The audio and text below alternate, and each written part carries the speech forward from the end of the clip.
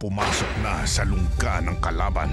Iniloko ko ni Balmores na magtrabaho sa law firm niya. Kapag nakapasok na ako, lahat ng information na mabibigay sa akin doon, pagsasabayan natin yung atake sa kanya. Sigurado ka bang kukunin mo yung Abraham Espiritu?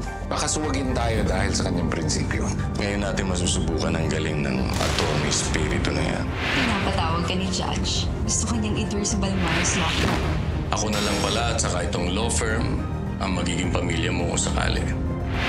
Paano kung madamay si Mercy sa mga kasong isasampa natin kay Balmores?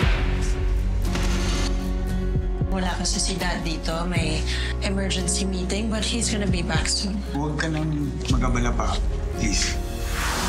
Kita mo lang si Atty. Abraham eh. Alam mo, parang familiar siya. Parang kilala ko siya.